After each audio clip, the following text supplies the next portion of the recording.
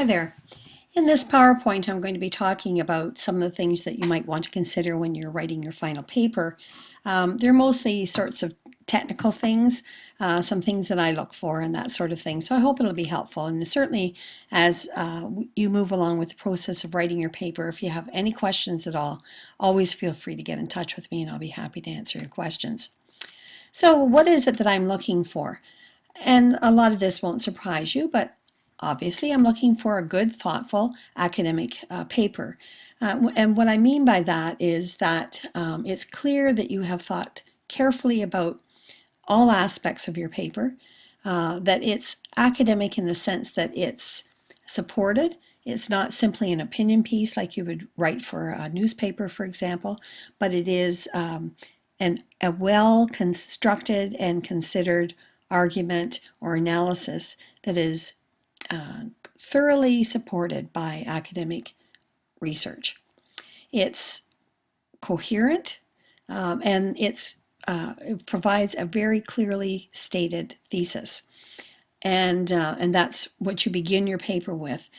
Within the first page, your thesis should be stated so that the reader knows why I should read this paper, whether it's going to be something that will be of interest to me and the work that I do and so on. And it also provides a guide to the reader so that once they know what your thesis is, they will follow along then your argumentation that follows in light of that thesis. So it becomes your beacon too when you're writing your paper.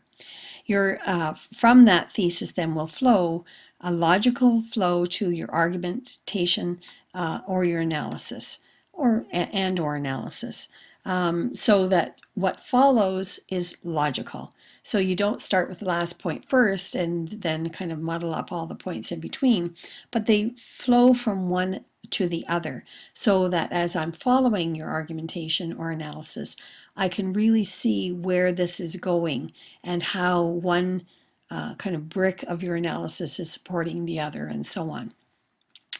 At the end, you're going to provide a conclusion that brings together your thesis and your argumentation and analysis. So you're going to tell me up here under your clearly stated thesis what you are going to do. Here you're going to do it, and here you're going to tell me what you did and what's the conclusion that you come to.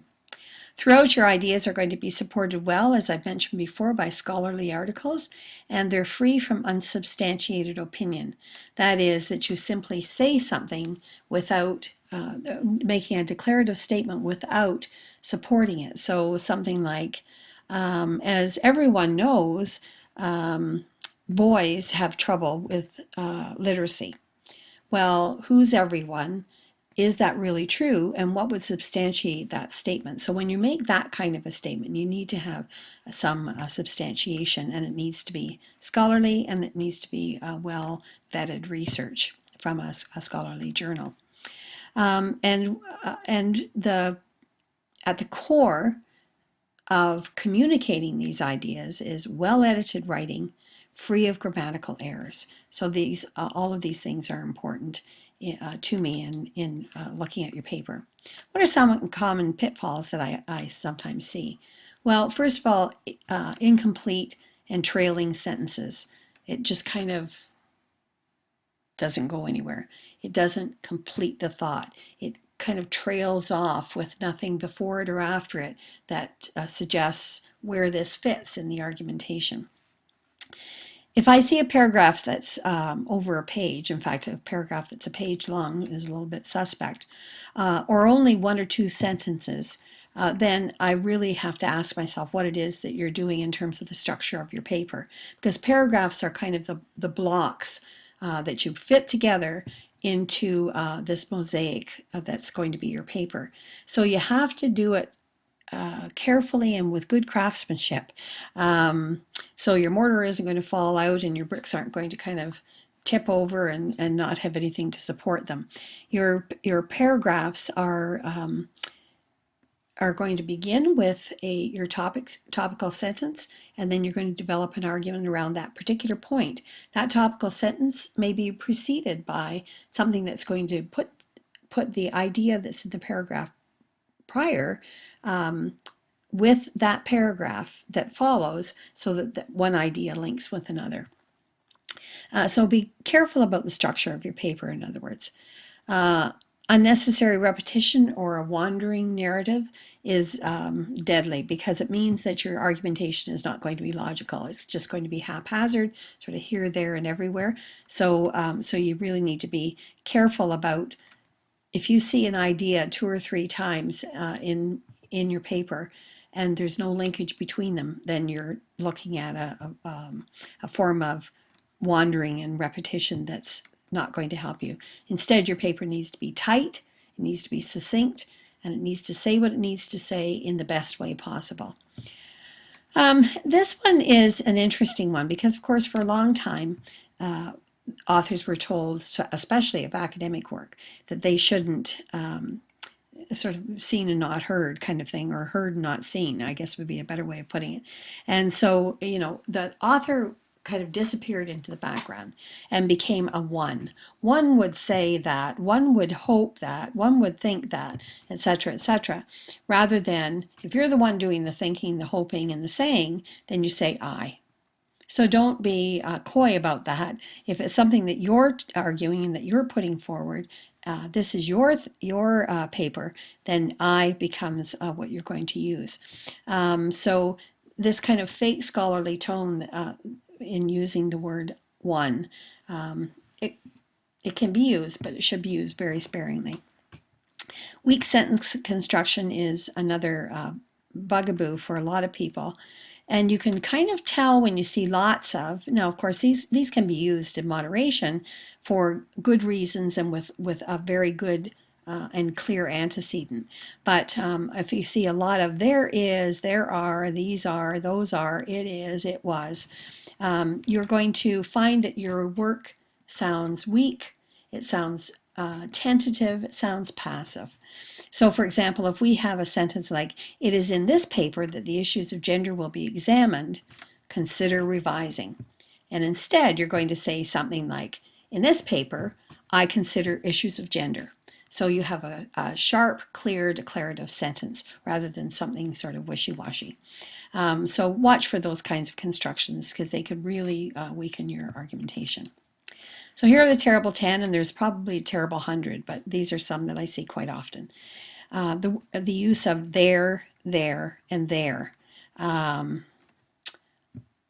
Be clear, because they mean different things.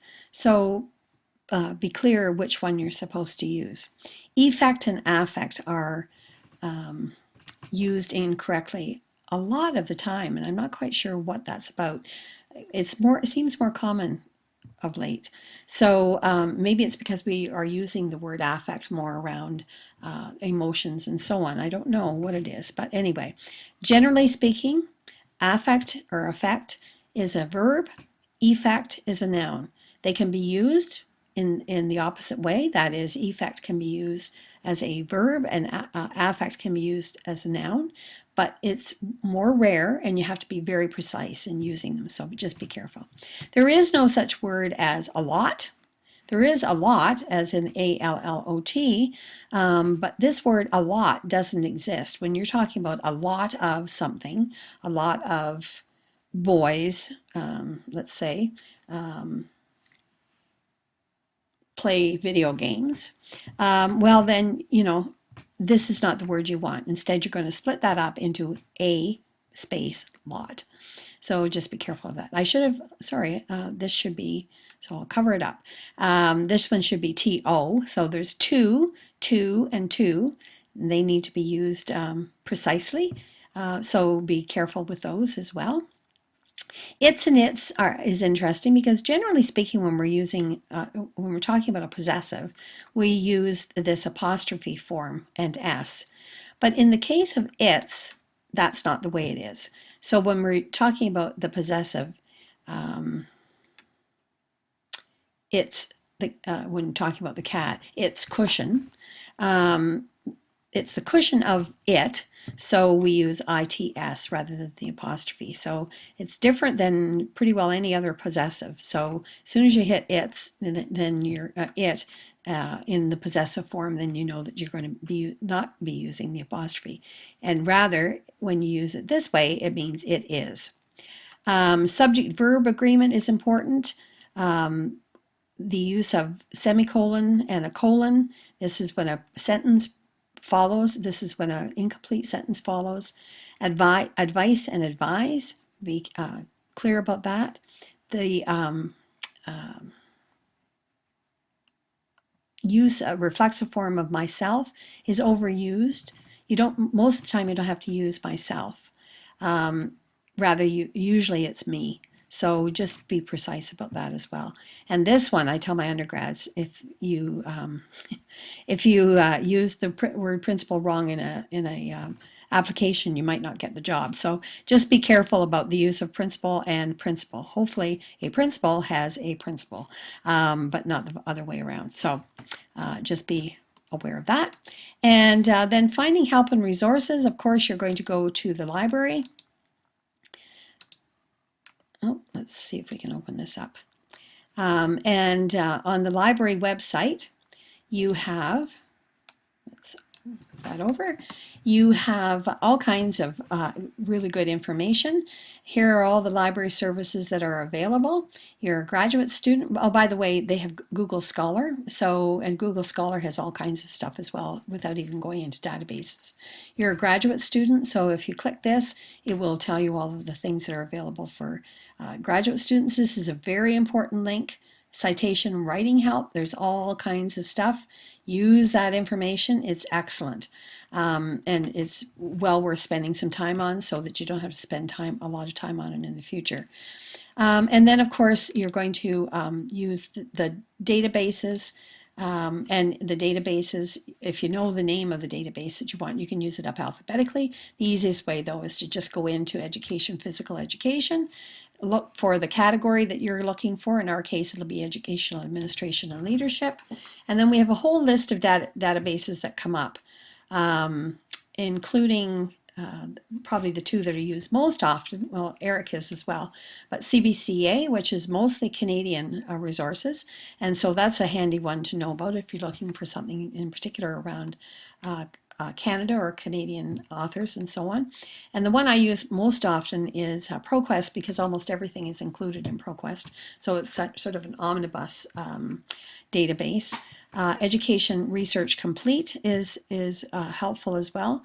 And each one has slightly different entry points, but they're working on making them look more similar. So for example, if I were to open CBCA Education, I'm going to have to see if I can open,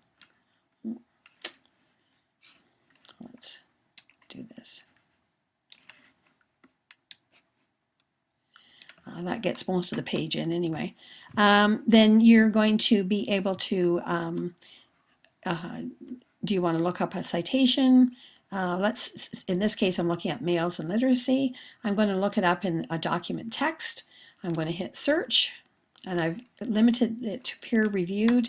I could limit it to full text too if I don't want anything where I'm just going to get the abstract. And I'm interested in this one. And I'm interested in this one, and then I can save them. I can export and save over here, or I can save to my research, or I can email them to me. So those are some of the ways that I can use CBCA. And ProQuest is very much the same.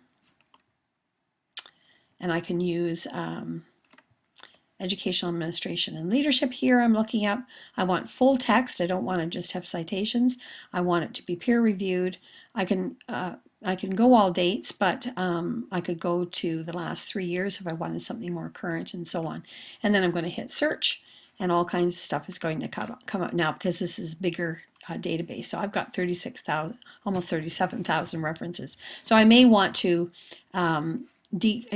put more descriptors here so that it narrows it down and is more focused on what I'm looking for.